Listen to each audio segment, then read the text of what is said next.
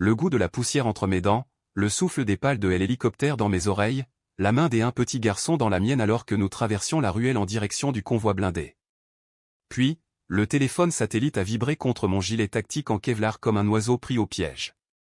J'y ai failli laisser l'appel basculer sur la messagerie, car on ne répond pas au téléphone en pleine opération des extractions, mais quelque chose, appelez cela l'instinct maternel, m'a poussé à décrocher. Capitaine Dubois. La voix de la femme était haletante et éraillée. Ici est l'hôpital universitaire pédiatrique Necker à Paris. Votre fille, Léa, est dans un état critique. Mon cerveau n'a pas traité les mots dans le bon ordre. Fille. Critique. Ma langue a pris un goût de cuivre. Que s'est-il passé? Ai-je demandé. Un silence. Un froissement de papier. Quelque part derrière elle, le bip d'un moniteur cardiaque résonnait beaucoup trop vite. La nouvelle épouse de votre ex-mari, Chloé, elle a amené. Elle a parlé d'une chute dans les escaliers de leur pavillon, mais les blessures, elles ne correspondent pas du tout. L'infirmière a dégluti. J'y ai appelé l'officier de police judiciaire chargé de l'enfance. Il refuse d'intervenir. Pourquoi? Parce que le frère de Chloé est le commissaire divisionnaire de la région. La ruelle s'est rétrécie, et mon monde s'est effondré avec elle. J'y ai regardé mon équipe des forces spéciales françaises faire monter le garçon et sa grand-mère dans le véhicule, leur bouche bougeant dans une langue que je ne pouvais plus entendre à cause du bourdonnement dans mon crâne. Écoutez-moi, a chuchoté l'infirmière, puisant un courage que personne ne lui avait donné. Si vous voulez que la vérité éclate, c'est à vous de jouer.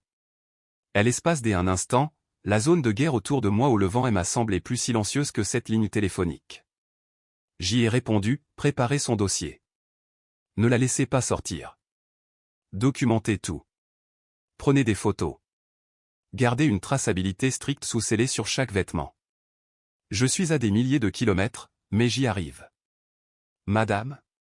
A-t-elle commencé, mais la ligne a été coupée. Ce n'était pas de sa faute, c'était la mienne. J'y étais déjà en mouvement. J'y ai tendu le téléphone satellite à mon commandant en second avec mes dernières instructions pour le transfert. Emmenez-les à la base sécurisée de repli. Faites rouler le convoi. Vous enfreignez le protocole, capitaine, a-t-il dit, non pas comme une accusation, mais comme un fait. Le protocole n'élèvera pas ma fille, ai-je répondu. Décollage dans 30 minutes. Ces 30 minutes se sont transformées en 21. Notre pilote de l'armée de LR me devait une faveur depuis notre déploiement à Kaboul, il n'a posé aucune question. Sur la piste, la chaleur déformait le tarmac comme un mirage de toutes les choses que je croyais solides. Alors que l'avion de transport militaire prenait de l'altitude, j'y ai fixé la carte sur mes genoux, contemplant la mer Méditerranée qui séparait une mère de la chambre des hôpitaux où sa fille reposait sous des lumières trop crues pour ses petits yeux. Voici la réalité avec les systèmes de pouvoir, ils gardent les secrets de ceux qui les construisent. Et à l'instant où un système a choisi la douleur de ma fille comme prix de son silence, il est devenu mon ennemi absolu. Que se passe-t-il lorsque les personnes ayant juré de protéger les autres deviennent celles qui étouffent la vérité d'une enfant de 7 ans? On arrête de demander la permission. J'y ai rayé 3 noms sur une liste que je gardais depuis des années à cause des tensions liées à la garde, l'inspecteur de police, le commissaire divisionnaire, et cette femme qui avait amené ma petite fille avec une histoire à laquelle une infirmière dotée d'une conscience ne pouvait pas croire. Je ne rentrais pas en France pour hurler. Je rentrais pour actionner tous les leviers institutionnels qu'ils croyaient posséder. Et quand l'avion toucherait le sol, leur pouvoir commencerait à s'effriter, devant les caméras, sur le papier, au tribunal, jusqu'à ce qu'il ne reste de leur protection qu'un gros titre dans les journaux racontant leur chute. LRM a frappé comme un mur à l'ouverture de la porte de l'avion sur le sol francilien. Un air lourd, pollué, mauvais. Pas l'air que vous voulez dans vos poumons quand vous savez que votre enfant le respire depuis un lit d'hôpital. Mes rangers ont touché le tarmac avant même que l'escalier ne soit complètement verrouillé. Je n'avais pas de valise, pas de temps à perdre, pas de discours de politesse préparé. Juste un sac à dos tactique contenant les documents dont j'y aurais besoin pour dépouiller ces gens de leur pouvoir. Un SUV noir aux vitres teintées m'attendait. Le chauffeur n'a pas dit un mot, ce n'était pas nécessaire. Il connaissait l'itinéraire. Direction l'hôpital Necker, tout droit à travers les artères endormies de la capitale. Les lampadaires étiraient mon reflet sur la vitre, me renvoyant à l'image d'une femme que je reconnaissais à peine, les cheveux aplatis par le port du casque audio, des yeux qui n'avaient pas assez cligné pour pleurer. L'infirmière m'attendait dans le couloir des urgences pédiatriques. Pas de sourire, pas de bavardage, juste un lent mouvement de tête avant de me faire entrer. La chambre était d'un blanc clinique trop agressif. La peau de ma fille, Léa, était d'une pâleur effrayante. Les machines bourdonnaient, bipaient, sifflaient, comme si son petit corps avait été transformé en un véritable champ de bataille.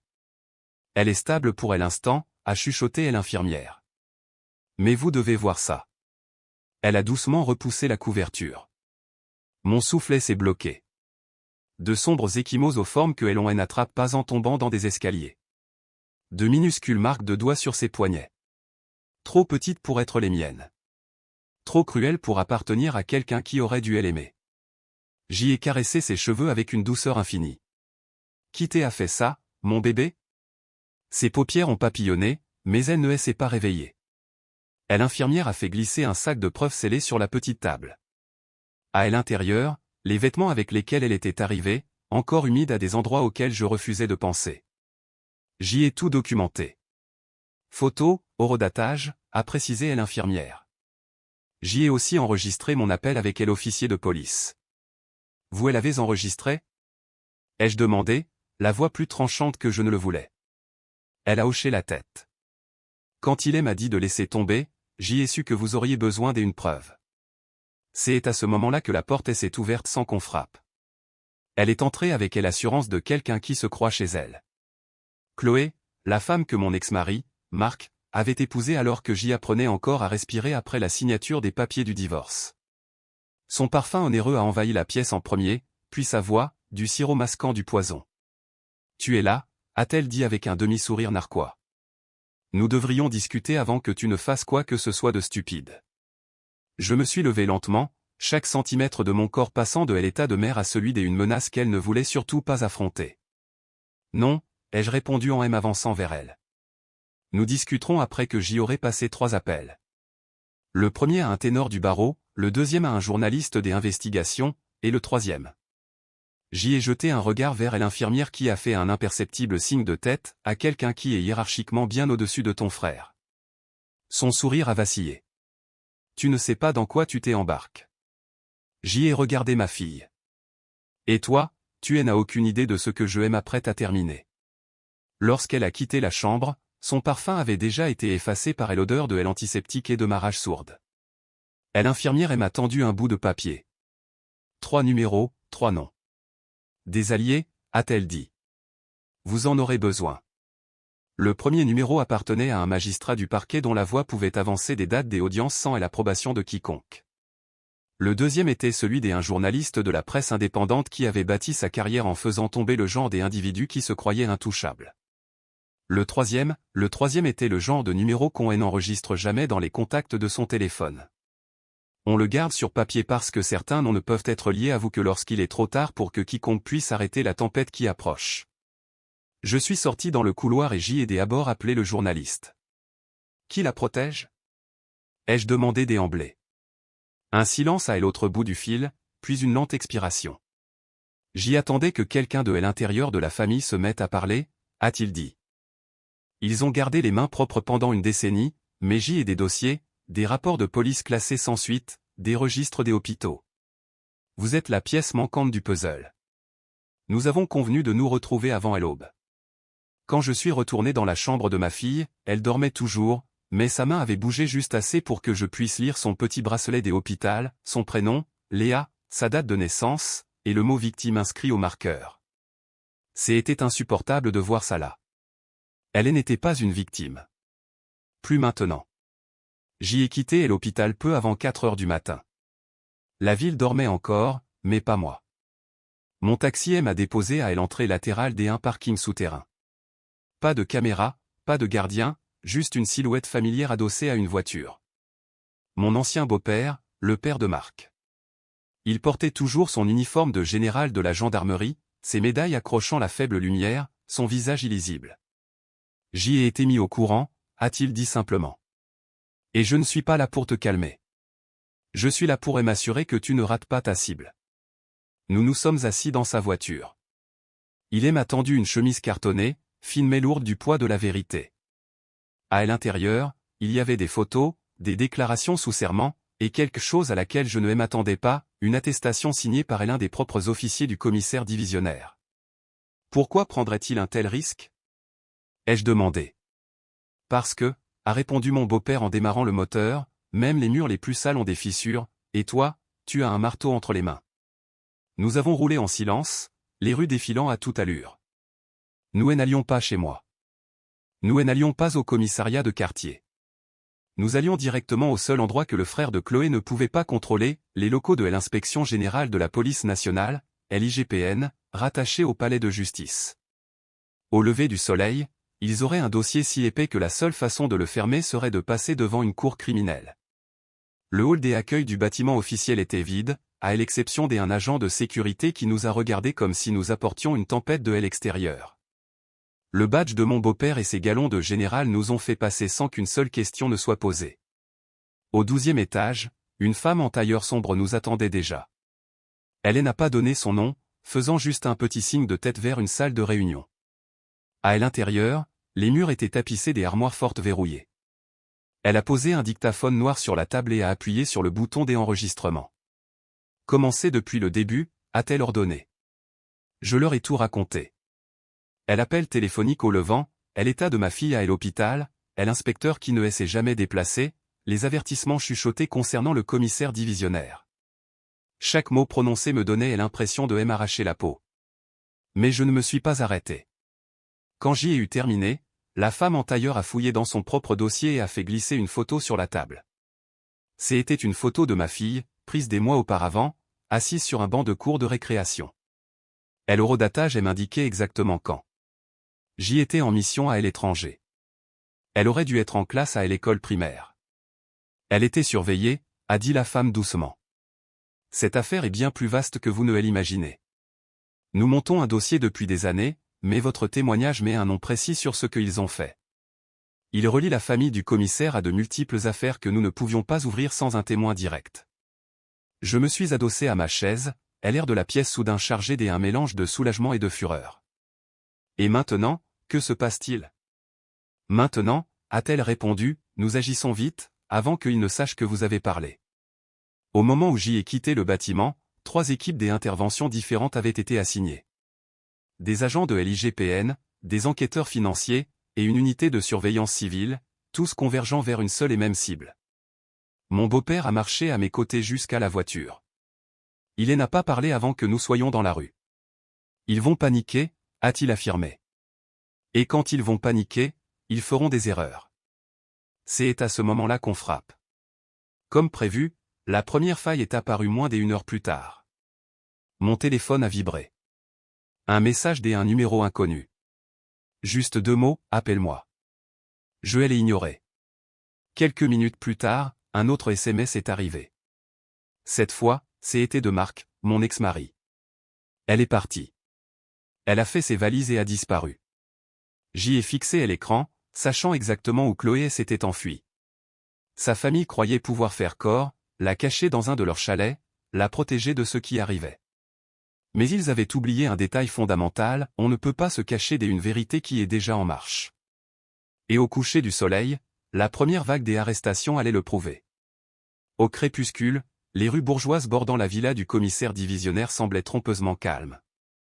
Des enfants faisaient du vélo, les arroseurs automatiques pulvérisaient de l'eau sur des pelouses parfaitement entretenues. Mais je pouvais sentir l'électricité dans l'air.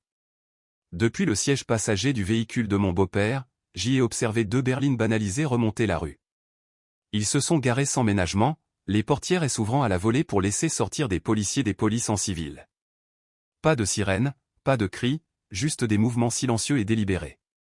C'est le moment, a murmuré mon beau-père. Ils y vont. Les agents n'ont pas pris la peine de sonner. L'un des eux a utilisé une clé de perquisition saisie lors d'une descente plus tôt dans l'après-midi. Ils ont disparu à l'intérieur de la maison, et les secondes se sont étirées comme des heures. Puis, une silhouette a émergé, non pas le commissaire, mais sa femme, la belle-mère de Marc, les cheveux ébouriffés, le regard fuyant. Elle n'était pas encore menottée. 2 autres agents ont suivi, portant chacun des sacs de preuves sous scellés. Même de loin, j'y ai pu reconnaître l'un des objets, le sac à main en cuir sombre que ma fille avait décrit au personnel de l'hôpital. Celui qu'elle disait avoir été utilisé pour transporter un objet contondant. Mon téléphone a vibré à nouveau. C'était Marc. Ils disent que tu as tout gâché. Mon père est furieux contre moi. Je n'ai pas répondu, car de l'autre côté de la rue, le commissaire divisionnaire en personne est finalement sorti. Pas des uniformes de haut gradé, juste un t-shirt gris et un jean, les poignets enserrés dans de l'acier brillant. Les voisins se sont figés au milieu de leurs phrases, les yeux écarquillés. Une femme a laissé tomber son sac de course, des oranges roulant sur le trottoir. L'un des agents a parlé brièvement dans sa radio, puis a fait signe à un SUV noir qui patientait au coin de la rue. Il l'emmène directement en détention provisoire à Paris, a expliqué mon beau-père en redémarrant le moteur. Pas d'arrêt au stand, pas de négociation en coulisses. Mais je ne regardais plus le commissaire. Je fixais la femme sur le pas de la porte, Chloé, la nouvelle femme de Marc, agrippant l'encadrement comme s'il pouvait la maintenir debout. Son regard a croisé le mien de l'autre côté de la rue, et à l'espace d'une fraction de seconde, son visage s'est vidé de toute trace de défiance. Elle a compris que tout le pouvoir qu'elle croyait détenir, toute la protection que son nom de famille lui offrait autrefois, s'était volatilisée. Mon beau-père s'est raclé la gorge et a passé la première. Demain, a-t-il dit, nous nous occuperons du reste de la bande. De tous ceux qui ont gardé le silence pendant que ta fille souffrait le martyre. J'y ai hoché la tête, mais mon esprit était déjà bien en avance sur le sien. Parce que je ne cherchais pas seulement la justice. Je cherchais à anéantir l'omerta qui les avait protégés, et j'y allais m'assurer que ce silence prenne fin sur la place publique. Au matin, la nouvelle avait fait l'effet d'une bombe sur toutes les grandes chaînes des informations. Un commissaire de police arrêté sur mandat et un juge des instructions. Des preuves accablantes liées à une enquête pour maltraitance sur mineurs. Je n'avais pas besoin de lire les articles en entier pour savoir que la belle famille de mon ex-mari était en pleine panique. Les appels ont commencé avant l'aube. Certains numéros m'étaient familiers, d'autres non. Je les ai tous laissés basculer sur la messagerie vocale. À très exactement 9h12, la caméra de mon visiophone a capté Marc debout devant mon portail, portant toujours sa veste de dotation militaire, la mâchoire crispée. Il n'a pas sonné. Il est juste resté là à fixer l'objectif comme s'il pouvait le forcer à s'ouvrir par la pensée. Je n'ai pas bougé. Au lieu de cela, j'y ai fait glisser l'enveloppe Kraft sur la table de ma cuisine en direction de mon beau-père. À l'intérieur se trouvait tout ce que j'y avais compilé pendant les nuits où je ne trouvais pas le sommeil. Des noms, des dates, des conversations enregistrées et des attestations sous serment du personnel soignant. La preuve irréfutable que Chloé était non seulement présente mais activement complice la nuit où ma fille avait été brutalisée. Il n'a pas prononcé un mot. Il n'en avait pas besoin. Il a simplement pris l'enveloppe et est sorti par la porte de derrière pour rejoindre son véhicule. À midi, l'écran de mon téléphone s'est illuminé avec une alerte des actualités, une conférence de presse en direct. Mon beau-père se tenait au pupitre en grand uniforme, les journalistes agglutinés, les flashs des appareils photo crépitant comme des tirs de mitrailleuse.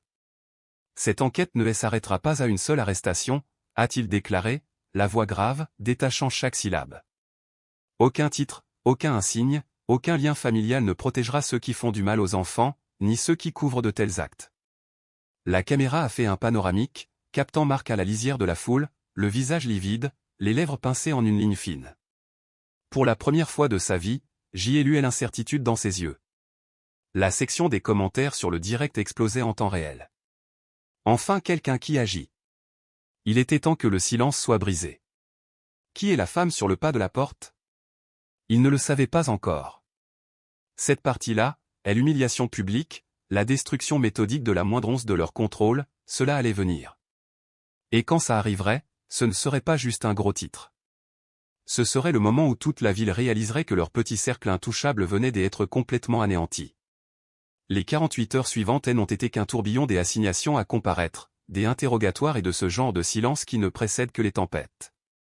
Ma maison était désormais sous surveillance policière discrète, non pas pour ma sécurité, mais pour s'assurer que personne ne tente de venir négocier officieusement. Le 3e matin, j'y ai reçu l'appel que j'y attendais. Capitaine, c'est l'heure. Je n'ai posé aucune question. J'y ai simplement enfilé la même robe noire unie que j'y avais portée à l'enterrement de ma mère, une robe qui imposait les affaires et non le deuil, et j'y ai conduit jusqu'au palais de justice. Le couloir menant à la salle des audiences de la cour criminelle était bordé de visages que je connaissais trop bien. Les amis de Marc issus du ministère, la famille de sa nouvelle épouse, quelques élus locaux qui avaient l'habitude de me sourire lors des galas de charité. Aucun des entre eux n'a croisé mon regard. À l'intérieur, la voix du procureur de la République était tranchante, presque chirurgicale. Monsieur le juge, le ministère public demande l'admission de la pièce à conviction C, l'enregistrement intégral de la conversation entre l'accusé et le capitaine de police Thomas Girard, réalisé 2 jours après les faits. La salle est devenue immobile, puis ma propre voix a rempli les haut-parleurs, calme, claire, inébranlable, alors que je demandais à la nouvelle femme de mon ex-mari, « Penses-tu qu'elle se remettra un jour de ce que tu lui as fait ?» Sa réponse dégoulinait des arrogances, « Elle survivra, mais au moins, elle apprendra peut-être à rester à sa place. » Des halètements ont parcouru le public. Le stylo du juge s'est figé en plein vol. La mâchoire de Marquet s'est contractée, mais il ne s'est pas tourné pour la regarder. Le procureur n'a pas fait de pause. Monsieur le juge, pièce à conviction D. Les relevés bancaires montrant des virements occultes à de multiples parties en échange de la dissimulation de preuves. Un par un, leurs secrets se sont déversés, des noms, des montants en euros, des dates. Le réseau de protection qu'ils pensaient invisible était désormais mis à nu sous les lumières impitoyables du tribunal. Quand ce fut terminé, le juge n'a pas levé la séance immédiatement. Au lieu de cela, il s'est penché en avant, la voix lourde. Ce tribunal ne tolère pas les abus de pouvoir, particulièrement lorsqu'ils sont utilisés pour protéger ceux qui font du mal aux plus vulnérables. Je vais m'assurer que toute la rigueur de la loi s'applique. Je n'ai pas regardé Marc en sortant. Je n'en avais pas besoin, car la prochaine fois que nous nous verrions, ce ne serait pas dans notre foyer. Ce serait l'un en face de l'autre, avec une table de parloir et le code pénal entre nous. Le verdict est tombé plus vite que prévu. Coupable sur tous les chefs des inculpations. Le marteau s'est abattu comme la note finale d'un tambour de guerre. La nouvelle femme de Marquet s'est agrippée au rebord de la table de la défense, ses ongles parfaitement manucurés et s'enfonçant dans le bois jusqu'à en devenir blancs. Les yeux de Marc étaient rivés au sol. Le même homme qui tirait autrefois sa fierté de son contrôle était désormais dépouillé de la moindre once de celui-ci. À l'extérieur, les marches du tribunal étaient inondées de reporters, les micros tendus comme des lances. Je ne me suis pas arrêté. Je n'avais aucune déclaration à leur faire. Pas encore. Mon seul but était de rentrer chez moi auprès de ma fille qui était toujours en convalescence, réapprenant à dormir sans avoir peur. Ce soir-là, alors que j'y étais assise à son chevet, mon téléphone a vibré avec un message d'un numéro inconnu. Je ne savais pas qui c'était, mais je jurais que cela venait de l'un des officiers de police qui s'était pointé chez nous la nuit où c'est arrivé, celui-là même qui m'avait ri au nez quand j'y avais supplié qu'on m'aide. J'y ai tapé ma réponse lentement, tu ne voulais rien savoir, et maintenant tu sais. Les jours qui ont suivi ont été calmes. Pas encore paisibles, pas tout à fait, mais un calme qui signifiait que la tempête était passée. Le commissaire divisionnaire, le frère de Chloé, a été contraint de prendre une retraite anticipée forcée. Son insigne lui a été retiré, son influence a disparu. L'inspecteur qui avait refusé d'enquêter a perdu son poste et sa pension de l'État. Quant à Marc, il allait passer les 20 prochaines années de sa vie derrière les mêmes murs carcéraux qu'il avait autrefois utilisés pour piéger les autres. Pour ma part, je n'ai pas célébré. La vengeance n'avait pas été douce. Elle avait simplement été nécessaire. Un après-midi, alors que je préparais du thé, ma fille est entrée dans la cuisine d'un pas traînant, ses cheveux ébouriffés par le sommeil. Elle s'est appuyée contre moi et a chuchoté, « Maman, tu as tenu ta promesse. » Je ne lui ai pas demandé de laquelle elle parlait. Je l'ai juste serré plus fort dans mes bras, parce qu'en fin de compte, il n'avait jamais été question de pouvoir, de gagner ou de les faire tomber. Il s'agissait de s'assurer que chaque porte qu'ils avaient autrefois utilisée pour cacher leurs crimes soit verrouillée pour toujours. Et pour la première fois depuis des mois, quand je les regardais, je n'ai pas vu de la peur. J'y ai vu la liberté.